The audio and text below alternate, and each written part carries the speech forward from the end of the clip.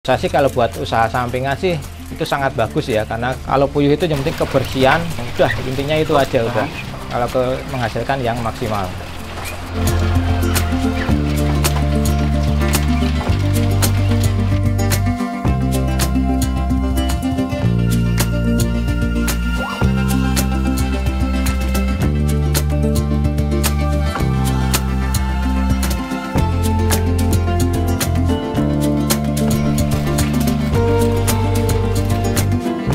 Assalamualaikum warahmatullahi wabarakatuh. Perkenalkan, nama saya Edika Perdana Kusuma. Saya bertempat tinggal di Dusun Sanan, Sendang Arum, Minggir, Sleman, Yogyakarta. Saya sebagai pelaku usaha peternak puyuh petelur. Saya awalnya buat puyuh ini mungkin saya sebagai karyawan swasta di perusahaan transportasi di Jakarta selama kurang lebih 12 tahun. Saya dan anak saya sebenarnya sudah berada di kampung. Dalam setiap saya bekerja itu kok merasa kegelisahan dalam hati saya, karena saya tidak bisa mendampingi anak saya tumbuh besar, saya tidak bisa melihat anak saya setiap hari. Mungkin hati saya itu kayaknya sebuah penyesalan, dalam artian kita mungkin hidup cuma sekali kok, kita nggak bisa mengikuti tumbuh kembang anak kita sedang apa, anak kita sedang sehat apa sakit, kita nggak pernah bisa menemani. Maka untuk pulang kampung itu mungkin juga masih bingung, dalam artian saya untuk usaha apa kerja apa dengan mungkin yang nggak terlalu banyak. Dalam memutuskan untuk usaha puyuh petelur, mungkin saya dulu kok maksudnya dalam artian enak itu nggak terlalu ribet, nggak terlalu memakan banyak waktu, dan semua kebutuhannya itu semua serba otomatis. Dari minumannya, dari makanannya pun dalam satu kotak itu bisa 24 jam. Itu setiap proses itu selalu saya nikmatin. Dalam artian bahannya harus saya nikmatin, karena saya mengerti, karena saya dari awal nggak dibekali dengan ilmu yang banyak dalam berusaha. Ini saya berdiri di mungkin luas lahan, mungkin luas kandang besarnya sekitar mungkin 6x6 ya. Ini dengan kapasitas yang saya maksimalkan itu hanya 3.000 ekor. Itu sudah maksimal, dan menurut teman sempit. Dalam artian karena mungkin urgent ya, waktu saya pulang dari Jakarta nggak ada tempat, nggak ada modal buat bikin kandang yang lebih besar apa yang layak. Ini menggunakan lahan seadanya. Kondisi kandangnya yang terbatas dan sempit, dan mungkin siasatinya dengan menggunakan banyak kipas, dan juga sirkulasi udaranya banyak yang terbuka. Dalam sekitar puyuh itu tetap ada sirkulasi udara supaya penyakit yang mungkin yang dari pengaruh sirkulasi udara, mungkin penyakit senot ya, karena biar penyakit puyuh itu kalau amoniaknya nggak ada udara, nggak ada sirkulasi udara yang mengalir, dia akan balik ke puyuhnya itu sendiri, jadi mengakibatkan penyakit. Saya jalan sekitar 2 tahun, jadi mungkin dari hasil puyuh selama 2 tahun ini ya alhamdulillah kita bisa pelan-pelan mau memperlebarkan kandang yang besar, muat populasi yang banyak lagi, juga sirkulasi udaranya bagus, juga saat kita membersihkan kotorannya juga bisa maksimal. Puyuh sendiri sebenarnya sih kalau bagi saya itu nggak terlalu ribet. Karena saya bilang nggak terlalu ribet, nggak butuh makan waktu yang banyak. Puyuh itu kan yang utama kan mungkin nimpal kotoran itu membersihkan kotoran. Yang kedua ngasih makan. Yang ketiga cuma ngambil telurnya. Udah, sebenarnya yang intinya itu cuma 3. Yang lain-lainnya kayak pembelian suplemen, vitamin, probiotik, itu kan bisa seminggu 2 kali. Artian kalau memang kita lagi repot seminggu sekali masuk nggak masalah, tapi kan yang utama kan hanya 3 ya kan, membersihkan kotoran, ngasih makan, dan ngambil telurnya. Nah, ini kan sebenarnya kita bisa jadiin satu, misalnya kita ambil pagi aja terus, dalam arti kita mulai dari pagi. Saya sendiri dengan populasi 3.000 ekor ini, saya cuma butuh waktu 2 jam dari membersihkan kotoran, ngasih makan, telur. Saya sih kalau buat usaha sampingan sih itu sangat bagus ya, karena kita nggak waktu jam kerja lain, kita bisa ngambil paginya untuk bersihinnya sebelum subuh, mungkin jam 7 juga udah selesai.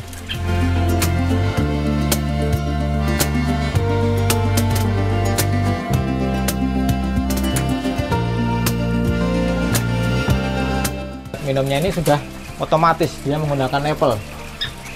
Jadi puyuh ini kalau nggak mencocokkan ininya nggak akan keluar. Dan ini kan menggunakan air yang ditandon, jadi air ini nggak perlu kita tiap hari kita isi atau seminggu kali kita isi, kita menggunakan semua otomatis semua. Kemudian kita bisa menghemat air juga menghemat waktu. Dan yang paling enak lagi, kita saat memberikan suplemen apa vitamin apa probiotik kan rata-rata menggunakan air minum. Jadi setiap kita memberikan, kita taruh di tandon dengan takarannya yang sesuai anjuran, langsung otomatis ke sini. Dengan sistem nipple ini yang nggak terbuang daripada mungkin sistem yang mangkok. Kalau sistem mangkok itu mungkin airnya menggenang ya, mungkin dari jadi penyebaran penyakitnya lebih mudah, karena kan mungkin penyakit yang puyuhnya satunya sedang sakit dia minum di situ, dan puyuhnya yang lain juga minum di situ, jadi kan bisa terserang penyakit.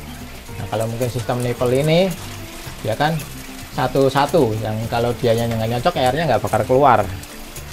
Kalau puyuh bertelur ini kan tiap hari bertelur, biasanya kan yang menghambat dia tidak bertelur hanyalah stres. Ya, mungkin stres itu kan dari cuaca, lingkungan, apa suara bising yang terlalu mengagetkan. Nah, kita hitung-hitungan buat penghasilannya dari telur. Dalam populasi 3.000 ekor yang saya miliki, itu rata-rata sekitar 80%. 80% mungkin sekitar 25 kilo, 27 kilo yang saya dapatkan tiap hari.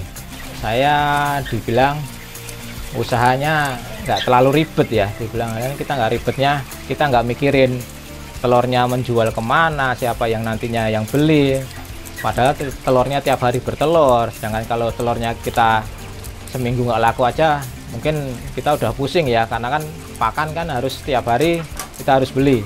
Jadi ini telurnya ini tetap kita setorkan, kita balikkan lagi ke PT. Dalam artian PT itu PT yang sebagai mitra saya. Dan PT itu dia juga menyuplai pakan, menyuplai DOK, menyuplai PST, puyuh siap telur, dan juga mengambil telur-telur kita. Buat harga telur puyuh ini dibilang mungkin nggak se ekstrim harga telur ayam ya. Telur ayam mungkin seminggu kita beli di warung mungkin udah beda harganya, biasa udah beda harganya. Kalau telur puyuh ini cenderung stabil, mungkin stabilnya mungkin sebulan baru turunnya nggak terlalu banyak, mungkin turun cuma 500 perak, 1000 perak. Sedangkan di rata-ratanya buat harga telur puyuh itu per kilonya sekitar 26.000 lah kalau buat kita ambil rata-ratanya. Kalau orang awam kan rata-rata kalau di pasar kan ada yang jual bijian, kalau di luar bijian sih rata-rata per butir 350 perak. Ikut mitra dengan PT itu mungkin dibilang kalau orang awam itu dibilang ada yang rugi. Dalam artian rugi mungkin harga telur lagi naik, di pasaran harganya lebih tinggi, sedangkan di PT itu cenderung harga stabil. Dalam artian stabil itu harganya tetap mengasih keuntungan kepada peternaknya, itu stabil. Sedangkan telur itu kan setiap musimnya ada musim saat-saat sepi. Kalau menurut saya memutuskan untuk bermitra itu, saya lebih mendingan yang stabil, karena saat harga telur puyuh di pasaran turun, sedangkan di PT tetap harganya stabil. Rekan-rekan mitra yang lain kan ada yang memutuskan untuk setor ke PT, ada yang ke luar nyari pedagang sendiri atau mencari pasaran sendiri, itu mungkin banyak. Kalau bagi saya sendiri sih, kalau buat usaha sampingan atau untuk pemula atau yang memulai usaha, saya anjurkan lebih baik kita bermitra. Karena kan kita buat fokus dulu ke puyuhnya dulu dah. Kita fokus, puyuhnya sehat-sehat, saat akhir juga puyuhnya masih banyak, juga nggak ada yang kena penyakit, telurnya maksimal. Kita fokus ke situ aja dulu kalau buat pemula. Kotoran puyuh ini sangatlah banyak diminati, dalam artian banyak diminati, banyak orang yang mencari. Banyak orang mencari, ya mungkin kalau orang yang nggak tahu itu kotoran buat apa sih, rata-rata mungkin hanyalah buat pupuk ya, buat pupuk. Sedangkan kotoran puyuh itu kan dibilang nggak kering ya, masih ada yang ya mungkin ya masih ada becek-beceknya lah. Ternyata itu banyak sekarang yang mencari itu buat usaha cacing sutra yang usahanya di budidayanya di persawahan. Dia kan nggak perlu butuh kotoran yang kering ya. Kalau dari saya sih banyak kan rata-rata sih yang ngambil dari saya sih nggak suruh bayar ya, nggak suruh bayar, yang penting mereka konsisten tiap hari ngambil pagi. Supaya kok saya yang suruh ngambil pagi, kenapa? Karena kan saya usahanya kan di lingkungan yang udah dibilang padat penduduknya ya, supaya tidak mencemari udara sekitarnya atau tetangganya. Kalau kita mau menghasilkan uang buat kotoran sih sebenarnya banyak peluang ya, banyak permintaan ya. Kalau itu banyak yang meminta harganya berapa per ember, atau dia mintanya dikeringkan dulu, itu banyak sih. Rata-rata sih kalau di pasaran dalam ember sekitar 25 kilo tuh dalam kondisi basah itu dihargain 2.000 perak. Tapi sedangkan kalau udah kering dalam per karung itu sekitar 25.000. Itu dari kotoran ya, mungkin dari tambahan bisa buat tambahan kita sendiri sih, dari usaha selain telur sih, dari kotoran itu. Semenjak saya memutuskan untuk pulang kampung dan saya meninggalkan pekerjaan sebagai karyawan swasta di Jakarta, saya sendiri kok, dalam artian ya mungkin kalau dari ekonomi sih selama 2 tahun ini dalam artian sih alhamdulillah bisa mencukupi lah. Tapi nggak dibilang nggak sebanyak seenak di sana lah kalau buat mencari uang lah. Tapi buat ketenangan, ketentraman itu ternyata enak di kampung. Dalam kita bisa kumpul anak istri, kita tahu caranya bermasyarakat, kita kumpul tetangga, nggak terlalu gimana ya, nggak terlalu kita diforsir buat cari uang ya. Mungkin kalau saya sendiri, kehidupan saya di Jakarta kan hanya kita kerja cari uang, pulang tidur, cari kerja pulang tidur, dan gimana ya, jadi kita sendiri nggak pernah bermasyarakat tuh susah dari segi keagamaannya juga kita kurang. Dalam hati kecil saya, dari kehidupan saya lebih bahagia di kampung. Kita lebih enak, lebih tentram lah, lebih tentram, lebih kehidupannya lebih santai, lebih adem, nggak kehidupannya nggak terlalu cepat ya di Jakarta. Jadi kan mungkin ya saya lebih senang lah di kampung lah. Bagi teman-teman atau rekan-rekan atau semua yang nonton channel ini, bagi yang ingin belajar atau konsultasi atau mungkin tanya-tanya untuk memulai usaha puyuh petelur, saya sangat senang sekali. Artinya saya senang tuh kita sama-sama belajar lah.